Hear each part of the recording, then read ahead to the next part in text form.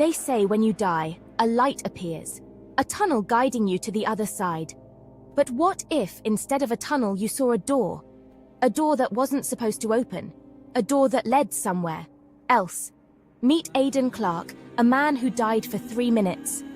But what he saw in those moments changed everything, because some doors, once opened, never truly close. Aidan Clark never believed in the afterlife. At 41, he was a surgeon, grounded in science, facts, and what he could see with his own eyes. Death to him was nothing more than a shutdown of the body, a flicker of consciousness before fading into blackness. Until the night his own heart stopped. It was supposed to be a routine evening. A late surgery, a long shift, exhaustion pressing against my skull. I barely remembered driving home. The rain blurred the streetlights, the city dissolving into streaks of gold and red. Then headlights, a truck, a deafening crash, and then silence. For a moment there was nothing. Then Aidan opened his eyes. He wasn't in his car. He wasn't even on Earth. He stood in an empty, endless space, a vast black void stretching beyond comprehension. Yet he wasn't floating. The ground beneath him was solid, cold, and smooth like polished stone, and in front of him stood a door, a single, towering door, black wood, etched with symbols he didn't understand. A cold mist curled around its edges, seeping from the cracks. Something was behind it, something waiting. My pulse, if I even had one, pounded in my ears. I didn't want to go near it. Every part of me screamed to turn back, but there was nowhere else to go. Then the door creaked. Slowly it began to open. A shadow leaked through the gap, thick, shifting, alive. And then hands, pale skeletal hands clawing at the edges of the doorway, gripping, pulling. Something was coming through.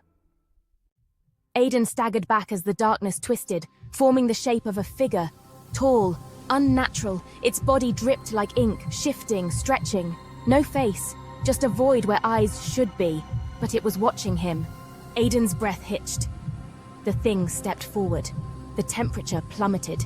His skin, or whatever he had now, felt like ice, his veins frozen solid. The voice whispered, seeping into his skull like smoke. The place before the next. But you should not have come here. The door was not meant for you. The shadows writhed around it, slithering closer. Aidan took another step back, his chest heaving. A pause. Then the thing smiled. A slow, stretching grin filled with teeth. Too many teeth. Aidan's blood turned to ice. The whispers grew louder. The shadows behind the door churned, restless, hungry, and then he felt it. Something cold behind him. A breath against his neck. Aidan turned and saw... His eyes flew open. Bright hospital lights, beeping monitors, a sharp gasping breath, his own. He was back. Doctors surrounded him, voices shouting in relief.